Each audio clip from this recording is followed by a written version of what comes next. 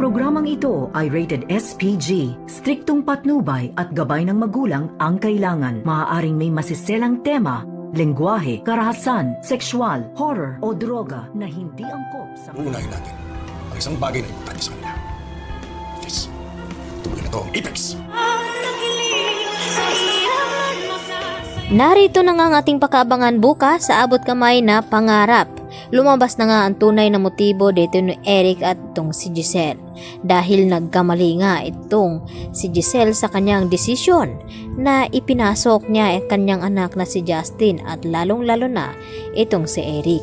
Dito naman na pag-usapan nila ni Eric at itong si Justin ang kanilang mga plano tungkol na pababagsakin nga nila itong Apex at kukunin ang lahat dahil yun daw ang mahalagang bagay na narito kay Giselle at sa mga tanyag.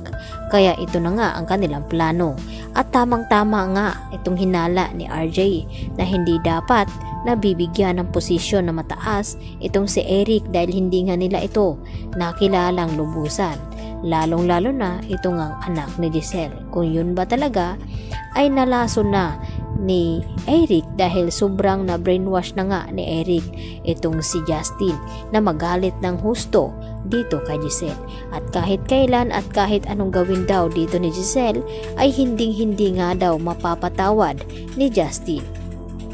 At dahil na rin sa bata na nakilala din dito ni Giselle ay nagpatulong naman ito na hanapin nga itong kanyang ate at inakala naman ni Giselle na kapatid talaga at yun nga ay inamin naman ni Badong na hindi daw niya ito kapatid dahil parehas daw sila na iniwanan ng ina at laking gulat nga ni Giselle nang makita itong si Giselle at ibinigay ng batang lalaki itong ang cupcake na kakainin daw nilang dalawa nang sa ganon ay hindi na malulungkot itong si Justin.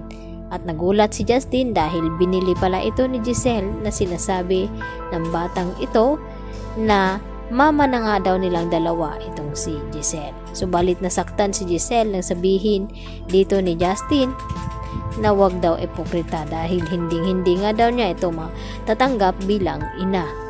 Kaya agad naman na iniwanan ni Justin itong si Giselle.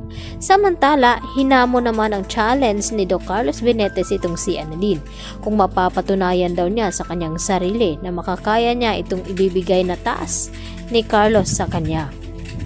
At laking gulat nga dito ni Carlos nang tanggapin dito ni Annalyn ang nasabing challenge dahil hindi daw siya magpapatalo at gustong-gusto ni Annalyn na makuha itong slot at mapatunayan dito kay Doc Carlos na hindi siya kawalan. At dito naman na nakilala ang bagong panauhin na papasok at walang iba kundi ito ngang si Pokwang at may isa pa siyang kasama na kung ano ba daw ang ipapagawa ni Carlos dito nga sa kanila.